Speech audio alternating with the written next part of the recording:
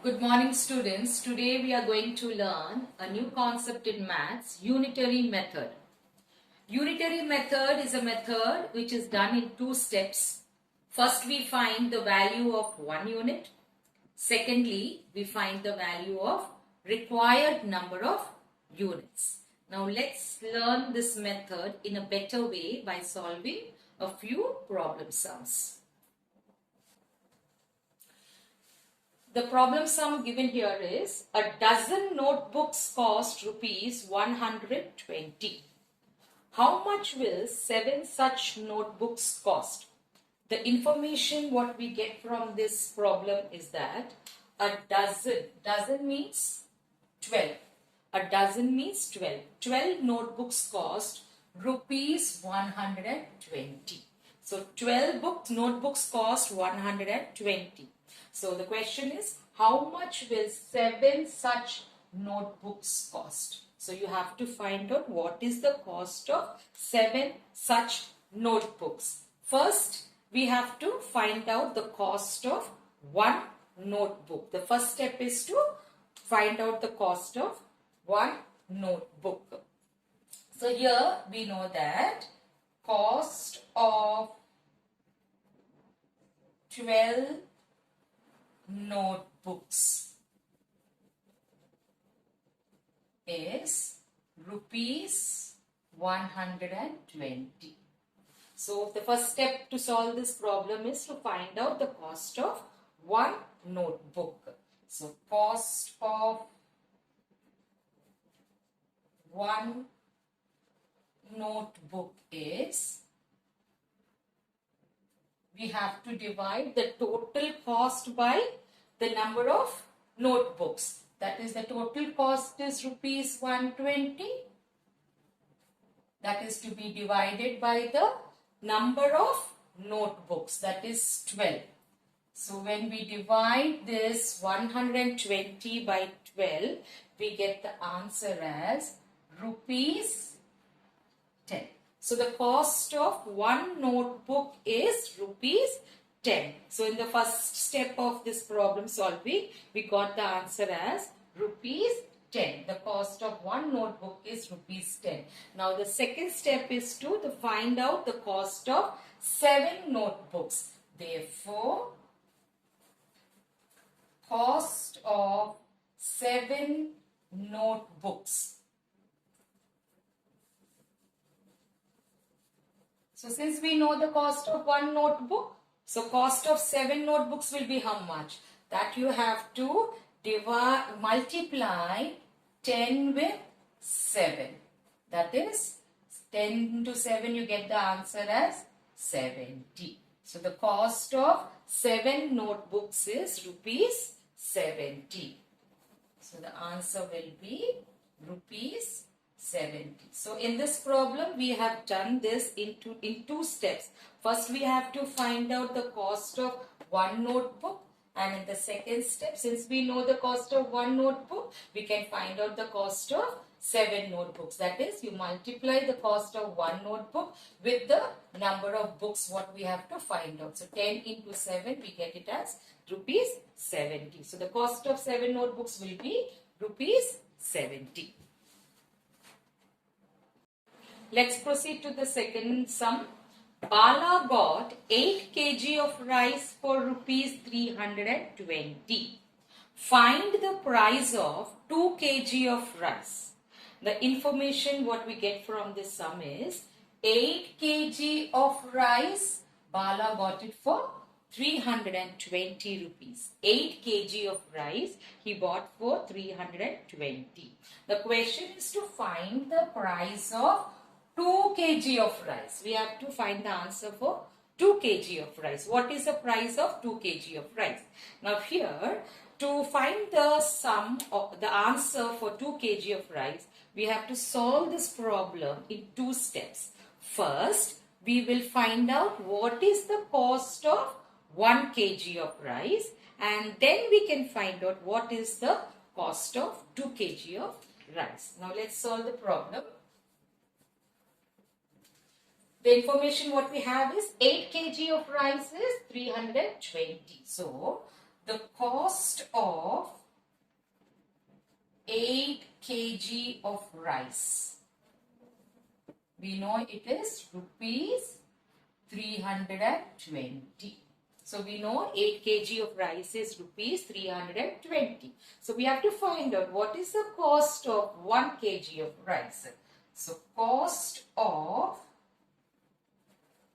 1 kg of rice, that is, you have to divide the total amount by the number of kgs of rice. The total amount, that is 320, divided by 8 kgs of rice. Okay, so when you divide 320 by 8, we get the answer as rupees 40.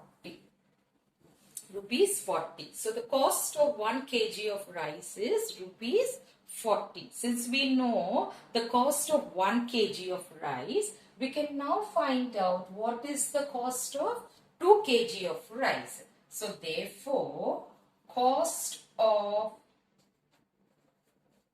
2 kg of rice will be, you have to multiply the cost of 1 kg of rice with the number of units of rice, that is 2 kg. So that will be 40 into 2, you get it as rupees 80. So the cost of 2 kg of rice will be rupees 80. So how did we solve this problem? First we found out what is the cost of 1 kg of rice. That is, you divide the total amount by the number of kgs of rice. That is 320 divided by 8, you get as 40 rupees. Now since we know what is the cost of 1 kg of rice, we can find out what is the cost of 2 kg of rice. That is, we multiply the cost of 1 kg of rice with the number of units of kg of rice to find out. That is, multiply by 2. So 40 multiplied by 2, you get as rupees 80. Now let's solve another problem. Distance covered by a car in 4 hours is 200 kilometers. What is the distance covered by the car in 3 hours? So the information what we get from this question is distance covered. The distance covered by a car in 4 hours is 200 kilometers. So in 4 hours, the car can travel for 200 kilometers. So what is the distance covered by car in 3 hours? So to solve this problem, we have to solve it in 2 steps. First, we shall find out what is the distance covered by the car in 1 hour. So first we have to find out in 1 hour how many kilometers the car could travel or cover the distance. So let's solve. So distance covered by a car in 4 hours. We know it is 200 kilometers. So the distance covered by a car in 4 hours is 200 kilometers. So we have to find out the distance covered by car in 1 hour. So let's find out distance covered by a car in 1 hour. So what we should do? The total kilometers divided by 4 hours. The total kilometers is 200 kilometers divided by 4. So you get it as 50 kilometers. So the distance covered by a car in 1 hour is 50 50 kilometers. That's 200 kilometers divided by 4 hours. You get it as 50 kilometers. Now, since we have found out the distance covered by a car in 1 hour, now it's the second step. We have to find out the distance covered by the car in 3 hours. So, therefore, distance covered by a car in 3 hours. Now here what we have to do, we know 1 hour 50 kilometers. So 50 kilometers into how many hours? It is 3 hours. So 50 into 3 we get it as 150 kilometers. So in 3 hours the car can cover the distance of 150 kilometers. Now let's go on to the last problem of this unitary method. There are 100 marbles in 2 boxes. How many marbles are there in 5 boxes? Now here the information what we get from this sum is there are 100 marbles in 2 boxes. And we have to find out how many marbles will be there in 5 boxes. Now let's solve the problem. Now here we are going to solve the problem in 2 steps. First we are going to find out how many marbles will be in 1 box, and then we will find out how many marbles are there in 5 boxes. Now let's start. Number of marbles in 2 boxes. We know it is 100. So number of marbles in 1 box.